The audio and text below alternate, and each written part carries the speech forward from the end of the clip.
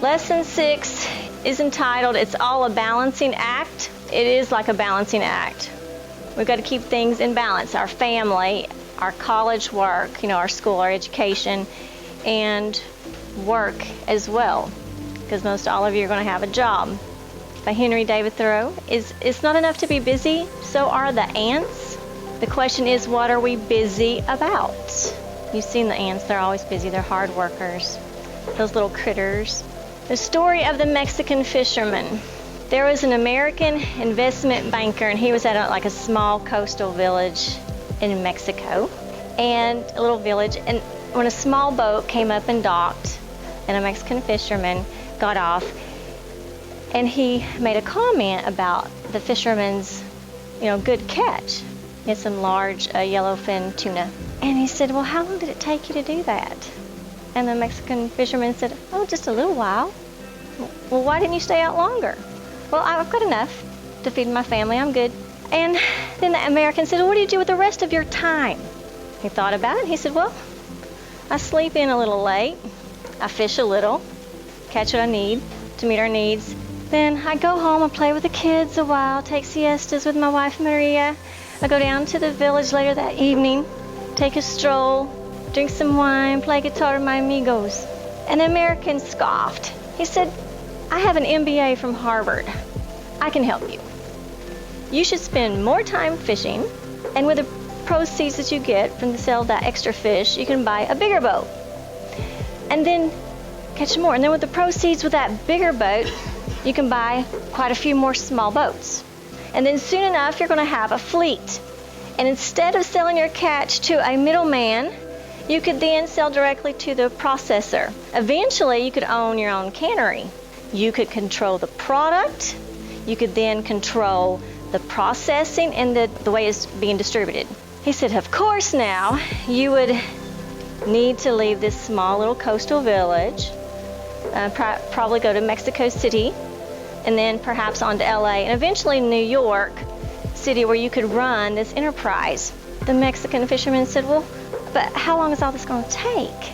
And the American investor banker said, about 15, 20 years or so. But then what? Asked the Mexican fisherman. The American laughed and said, well, that's the best part. When the time is right, you would announce an IPO, sell your stock to the public, and then you're going to become very rich. In fact, you could make millions. Millions? Then what? Well, the American said, well, you could retire. You could move to a small coastal village where you could sleep in a little late. You could go fish a little and play with your kids and take siestas with your wife, Maria, and then in the evening stroll down to the village and sip wine and play guitar with your amigos. The Mexican fisherman walked away. That little story, I don't know if you're familiar with it, but it has a lot of good lessons in it, and one of them is keeping things in balance. Balance is not something that you find. It is something you create. You might know of the ancient yin-yang symbol, where it's a symbiotic harmony, balance. If we accept and embrace the dualities, that it brings harmony into our lives.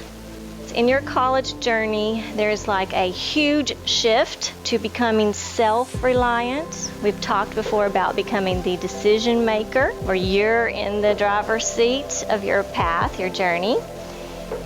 And you have to take on more responsibilities. Sometimes it's kind of like a playground seesaw teeter-totter. If you go too high on one side, the other side plummets, or vice versa. So just basically learning how to keep everything in balance in your life, from family, school work, and then your job. So the question is, how do you keep this harmonic balance? It is very unrealistic to think that in creating balance, you're going to focus on one area more than the other to the point of extreme, okay? But you have to make a conscientious effort that I am going to keep these things, my relationships, even yourself. You don't want to forget that either. Keeping just you, time for you, as well as with your family and others, as well as your academics and everything else that goes along with it. You're not going to work 24/7 on schoolwork. That's unrealistic. And even if you were inclined to do so, let's say you were a student-aholic, a workaholic, right? And you really wanted to achieve so much in the academic arena that you worked constantly, all the time. Well, that would be ill-advised because it would burn you out, and you really, in the long run, would not be very productive. And it'd be a detriment to all the other things in your life. Even in the job force, employers will encourage their workers, hey, you need to take your vacation time. You need to take those personal days.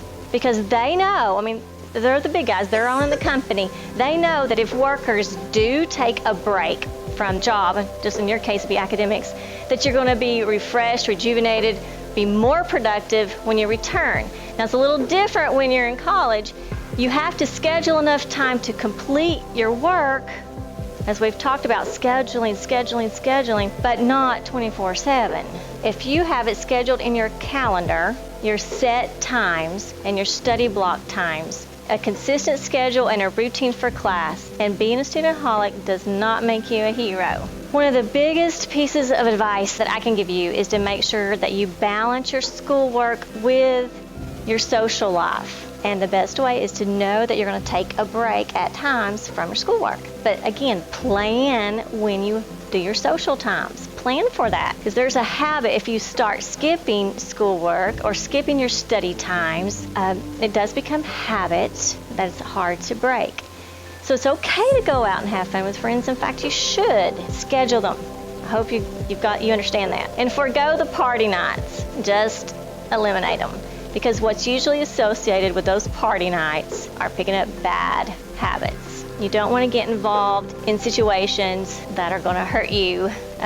Group or peer pressure affects you at this age a lot. So choose your friends wisely, who you're hanging out with. What they're doing is kind of what you're going to be doing. There's places for social clubs. They're great to meet new people. You're going to learn new skills. But when you're doing those social clubs, make sure they are in tune with your values, your belief systems, and your life goals, where you're headed for the future.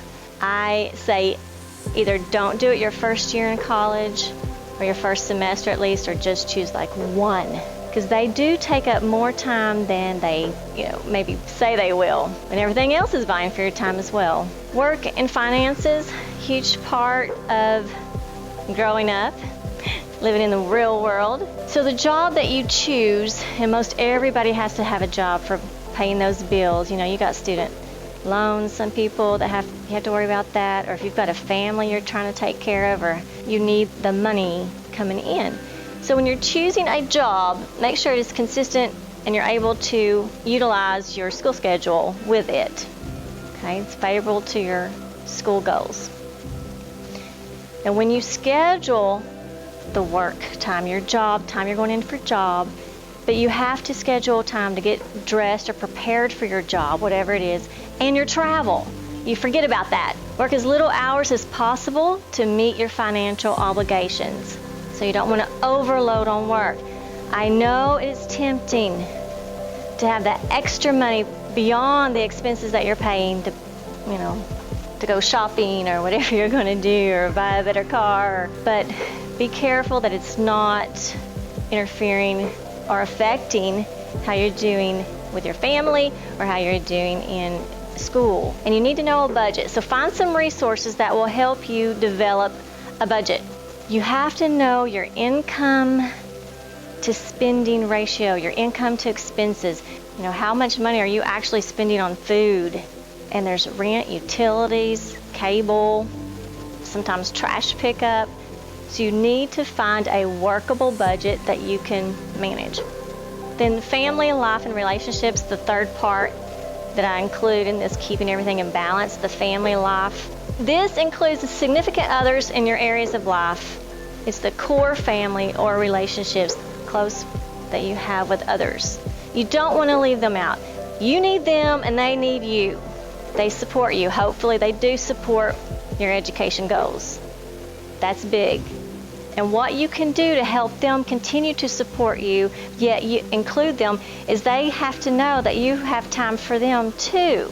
You've got to schedule that time for your family. If they know that you're going to spend every Saturday with them, just hanging out and being with them, they're going to respect that, and they're going to let you work harder, Monday through Friday, and give you that space, give you that time that you need to work.